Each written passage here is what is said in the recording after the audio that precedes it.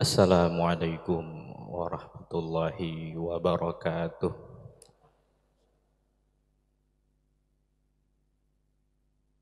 Masih semangat ya?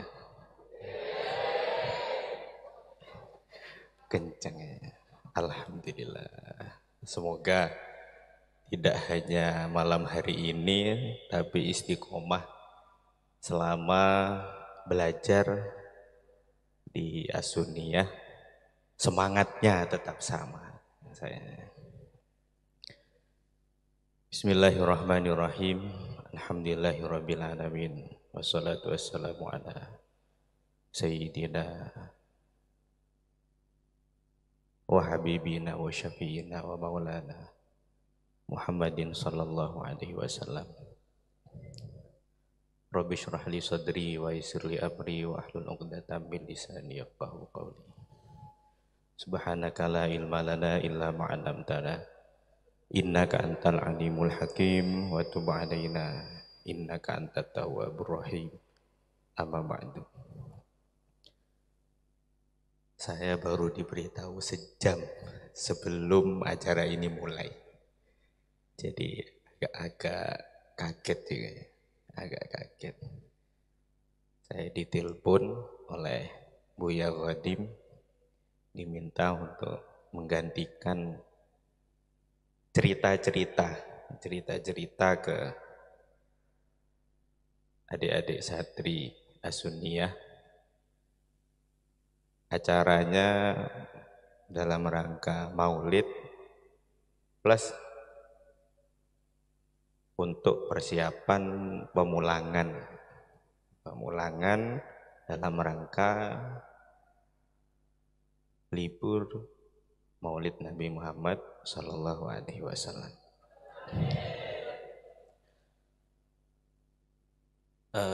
Pertama mungkin yang perlu diingat, berkah Maulid itu banyak macamnya. Yang mau saya ceritakan dan mungkin bisa direnungkan, ya mungkin salah satu alasan kenapa haflah Maulidir Rasul itu diadakan ya karena kita turut bahagia, turut senang atas kelahiran beliau. Nah mungkin saya kurang tahu asal-usul libur Maulid di Asuniyah. Karena bentuk bahagianya menyambut Maulid, maka santri diliburkan. Mungkin saja kenapa kok ada libur Maulid di banyak pesantren, itu ungkapan bahagia. Utamanya menyambut Maulid Nabi, kelahiran Nabi. Jadi jangan dilupakan. Jangan menganggap libur Maulid ya sekedar pulang ke rumah. Esensinya, intinya adalah kita bahagia, turut bahagia, dan menyebarkan kebahagiaan itu terhadap orang lain. Santri pulang ke rumah seneng nopo boten? Nah, alhamdulillah. Ada rasa bahagia, tapi bahagianya jangan semata-mata karena pulang. Nah, itu yang perlu direnungkan. Bahagialah semata-mata karena niatan kita berbahagia, bergembira atas lahirnya kegembiraan terbesar alam semesta, yaitu lahirnya Nabi Muhammad Sallallahu Alaihi Wasallam. Jangan lupa ya. Jadi perlu direnungkan baik-baik kita semua. Ya kita semua perlu merenungkan baik-baik, terutama bagi yang libur-libur Maulid,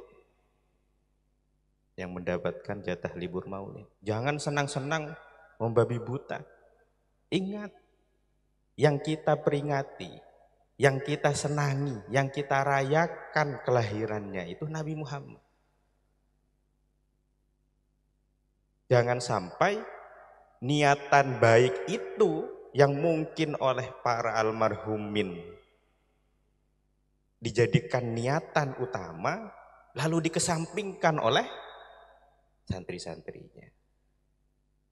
Oleh para muassis yang mengadakan libur maulid, oleh para masyayikh, niatan itu, berbahagia itu, lalu kemudian dikesampingkan, yang diutamakan pulang ke rumah, main HP, nyantai.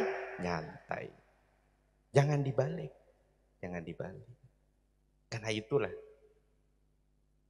inti dari, yang saya yakini inti dari adanya libur-libur maulid seperti yang ada di banyak pesantren.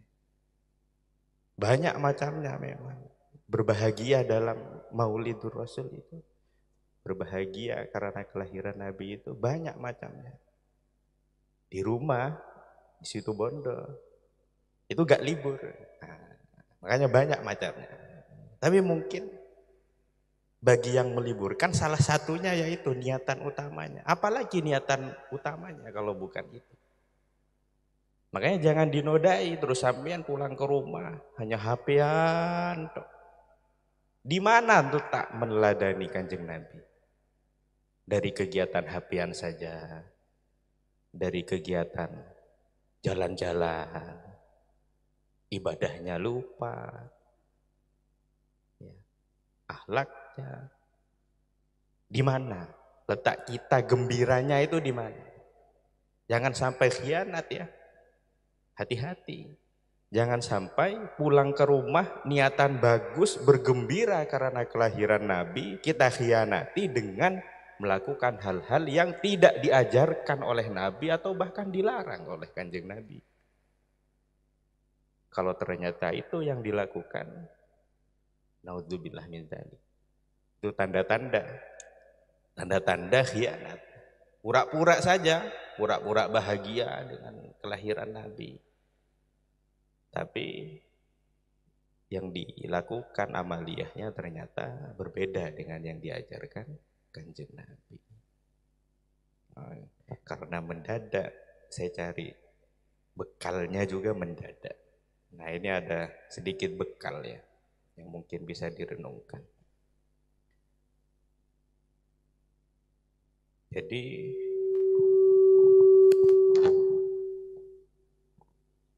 ada satu cerita bahwa ulama itu konon katanya pada sepakat. Sepakat apa? Yang disepakati itu bahwa seluruh amal kita itu ada kemungkinan diterima, ada kemungkinan ditolak. Tapi ada satu pengecualian. Apa itu? Sholawat atas Nabi Muhammad. Makanya kan kemudian mungkin yang hadrah ini mungkin yang paling hafal ini. Syairnya. Adimis sholah ala Nabi Muhammad. Faqabuluha hatman bi ghairi taraddudi. A'maluna bainal qabuli wa raddiha illa sholata ala Nabi Muhammad. Ini baru kemudian biasanya kan dilanjut ad-dinu lana biasanya. Lanjut biasanya kan gitu gandengannya biasanya. Nah, ini bagaimana kemudian keistimewaan Nabi Muhammad yang kemudian sholawat pada Nabi dibanding amaliyah-amaliyah yang lain yang terjamin diterimanya ya sholawat pada Nabi Muhammad. Bahkan konon ada cerita saat Allah menciptakan Nabi Adam itu ngelihat. Jadi misalnya ya Siti Hawa ada di sana, Sayyidah Hawa di sana, Nabi Adam di sini. Allah menciptakan Sayyidah Hawa. Dilirik, wah siapa? Siapa? Apa kemudian yang disampaikan Nabi Adam terhadap Allah Subhanahu wa taala? Ya Rabb, zawwijni minha. Wah, kok langsung pandangan pertama langsung klik ya, langsung nyambung. Pandangan pertama langsung nyantol. Lalu gimana jawaban Allah untuk Nabi Adam? Lalu kemudian jawabannya, wa ma mahruha ya Adam. Apa maharnya? Apa mahar yang mau diberikan supaya kamu bisa mendapatkan perempuan yang di sana? Kira-kira begitu. Kira-kira begitu. Apa maharnya? Apa mahar yang mau diberikan? Jawaban Nabi Adam, ya Rabb, ma'alam. Gak tahu. Bingung. Mungkin saking terpesonanya oleh kecantikan Sayyidah Hawa. Tidak bisa berkata-kata. Makanya kalau ada laki-laki kok melihat perempuan langsung membisu, membatu. Nah, sudah ada contohnya dahulu kala, kira-kira begitu. Kok ada laki-laki ngelihat perempuan langsung gak bisa ngomong, gak bisa gerak. Wah, nah ini berarti memang sudah ada contohnya. Nabi Adam bingung. Apa? Juga gak tahu apa yang mau diberikan. Lalu Allah kemudian berfirman, ya Adam, sholli ala Muhammadin asyra marra. Bersolawatlah untuk mahar itu, bersolawatlah atas Muhammad, atas Nabi Muhammad asyra marra. Lalu kemudian Nabi Adam bersolawat, dan konon ceritanya katanya, fazawwajahullahu subhanahu minha. Allah sendirilah kemudian yang mengakadkan itu dengan mahar sholawat atas Kanjeng Nabi. Jadi kalau ada kemudian maharnya orang nikah sholawat, ya memang ada contohnya. Tapi siapa yang bersolawat? Nah, kira-kira begitu. Siapa yang bersolawatnya? Ini saking istimewanya sholawat pada Nabi. Istimewa lagi, lebih istimewa lagi Kanjeng Nabi itu sendiri. Nah, ini kemudian yang perlu jadi renungan ya, adik-adik yang mau pulang ini, yang perlu jadi hati-hati. Yang kita bahagiakan, yang kita rayakan kelahirannya ini bukan orang sembarangan. Bukan manusia sembarangan. Kalau kita sembarangan, maka sembarangan pula nanti yang akan kita terima. Kalau kita berhati-hati, berusaha sebaik mungkin untuk menjaga kemuliaan ini, kemuliaan kelahiran Nabi ini, maka insya Allah yang kita dapat juga gak jauh-jauh dari itu. Maka mungkin saya mau menyampaikan beberapa dan meminta sebetulnya dan berharap sangat besar. Saat pulang ada beberapa hal yang dapat dilakukan. Pertama-tama yang harus dilakukan. Pertama, saya berharap saat kalian pulang ke rumah, ketemu dengan orang tuanya, lihat orang tuanya, langsung salaman. Jangan nyampe rumah, langsung main HP, langsung jalan-jalan kemana. Jadi nyampe rumah, pulang, salaman ke orang tuanya. Betapa bahagianya kemudian. Kalian datang yang pertama kali dilakukan, salaman terhadap kedua orang tua. Bahagia sekali orang tua itu. Di samping memang itu bentuk penghormatan kita. Siapa lagi yang disalami? Nah ini yang disampaikan oleh Pamanda Yai Haji Azaim terhadap santri-santri di Situbondo, saya sampaikan juga terhadap adik-adik. Kedua yang harus ingat untuk disalami, guru-guru yang ada di rumah. Jadi supaya kalian gak, misal, oh saya bingung, saya bingung di rumah mau ngapain, makanya saya main HP, jalan-jalan, kan saya bingung mau ngapain. Nah, gak usah bingung, ini saya beri kegiatan. Yang kedua, salami guru-guru yang di rumah, guru-guru yang mungkin pernah mengaji di musola, datangi. Oh masih ingat kamu sama saya, coba. Betapa bahagianya guru itu saat diingat oleh muridnya. Bukan gurunya yang butuh diingat, tapi memang murid yang harus ingat guru. Didatangi guru-gurunya yang pernah mengaji di musola-musola di rumahnya. Datangi gurunya, salaman, Ustadz, Ustadzah misalnya. Masih ingat? Iya, saya ingat. Oh iya, semoga sukses, berkah, kan didoakan. Nah itu mungkin yang kadangkala lupa. Karena banyak guru-guru yang tadi sepertinya di sambutan yang luar biasa katanya di Asundia. Katanya tadi saya sepertinya dengar sambutannya, guru-guru di Asundia sekarang sudah banyak yang keahliannya luar biasa, sudah cukup, sudah pakar kira-kira begitu. Terus lupa dengan guru-guru yang mengajarkan alif, ba, ta.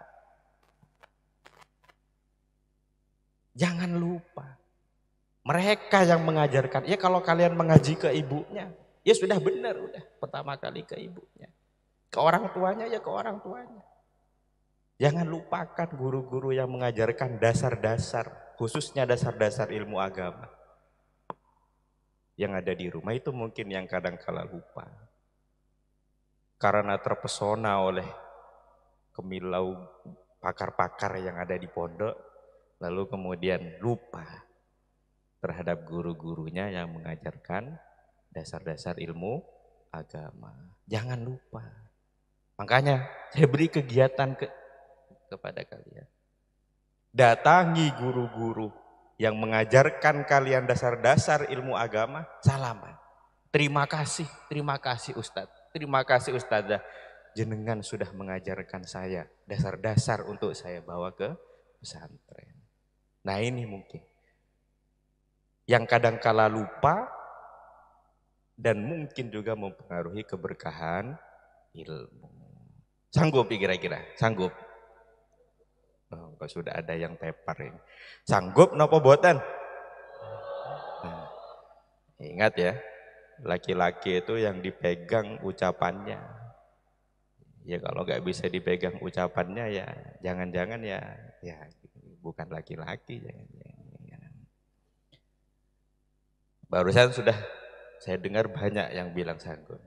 Semoga memang benar-benar dilakukan. Jadi itu mungkin yang perlu untuk diingat-ingat. Pertama orang tua, kedua siapa? Guru-guru yang di rumah itu. Terakhir kemudian yang perlu jadi bahan diingat-ingat selama liburan Maulid ini, hal-hal baik yang sudah dilakukan di pesantren, istiqomah dilakukan tetap di rumah. Karena biasanya kalau ini, kenapa kemudian kok ada biasanya pertanyaan, kok anak saya setelah, atau biasanya ketua kamar pengurus, anak ini rajin sebelum pulang, setelah pulang kok malah akhirnya berubah jelek. Ya ini mungkin karena hal-hal baik yang sudah dilakukan di pesantren, nyampe rumah langsung dilupakan, gak dilakukan sama sekali mungkin. Naudzubillah. Oleh karenanya saya berharap yang harus dilakukan, yang ketiga, hal-hal baik yang sudah sampean dapatkan di pesantren, sampean bawa ke rumahnya, istiqomah tetap dilakukan. Supaya apa? Salah satunya saat balik ke pondok gak malah berubah jelek. Ya mungkin itu Ustadz ya, pengurus-pengurus. Mungkin itu alasannya. Kenapa kok kemudian banyak yang setelah balik dari rumah malah Berubah, yang awalnya baik malah berubah, malah menurun. Mungkin karena di rumahnya hal-hal baik yang sudah dipelajari di pondok itu gak dilanjutkan. Akhirnya nyampe ke pondok, ngulang lagi dari awal, ngulang. Oleh karenanya bagi adik-adik yang mungkin merasa saya kok habis pulang biasanya berubah jadi jelek, ya itu mungkin yang perlu disadari sekarang. Hal-hal baik yang sudah dilakukan di pesantren, jamaah misalnya, ngaji. Nah, saya sering lihat santri-santri ini kadang kalau saya lewat atau ketemu megang nadoman, megang Al-Quran, ya gak cuma dipegang, dibaca juga kalau saya ketemu. Nyampe rumah ya tetap juga. Jangan kemudian yang dipegang HP. Ya gak apa-apa mungkin sesekali. Tapi jangan sampai itu lebih daripada apa yang sudah dilakukan di pesantren. Ya.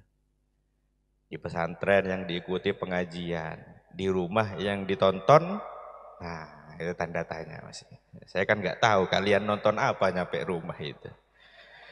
Jangan sampai kemudian di pondok yang ditonton ustadz-ustadz ini, pakar-pakar pakar-pakar ini yang kemudian biasa diikuti pengajiannya, dapat ilmu, nyampe rumah yang ditonton titik. Nah itu yang bahaya. Nah, mudah-mudahan yang bersorak bukan pelaku. Nah, dan kalau pelaku mudah-mudahan karena masih di pondok tidak dilakukan. Mungkin itu sedikit yang bisa saya ceritakan tapi sebelum itu saya tanyakan lagi. Pertama, salaman ke orang tuanya. Kedua, datangi dan salami guru-gurunya. Ketiga, hal-hal baik yang sudah dilakukan di pesantren yang didapat di pondok selama 1 semester ini, mungkin 1 semester ya Ustaz ya, 1 semester ya. Selama 1 semester ini dari awal mondok sampai liburan Maulid ini istiqomah dilakukan. Sanggup kira-kira? Loh, kok malah makin turun semangatnya. Sanggup nopo boten? Alhamdulillah. Taqabbalallah. Mungkin itu yang bisa saya ceritakan dan mungkin dapat jadi bahan renungan bersama untuk kita semua. Lagi-lagi saya ulang, adanya liburan ini insya Allah, dan saya yakin semata-mata karena kebahagiaan kita atas kelahiran Nabi Muhammad SAW. Mudah-mudahan kita ditetapkan senantiasa melakukan dan menghindari apa yang diperintahkan, melakukan yang diperintahkan dan menghindari yang dilarang oleh Nabi Muhammad SAW. Amin. Dan mudah-mudahan yang terpenting, yang sangat penting, kita diakui oleh Kanjeng Nabi sebagai umatnya. Amin ya rabbal alamin ya Allah ya Rabb. Mungkin sebelum hadrahnya udah pulang ya, masih ada. Oh sudah ya, kita pikir karena mau saya yang adinulana tadi. Alafu minkum ihdinas siratal mustaqim. Wallahul muwaffiq ila aqwamit thoriq wallahu a'lam bissawab. Assalamualaikum warahmatullahi wabarakatuh.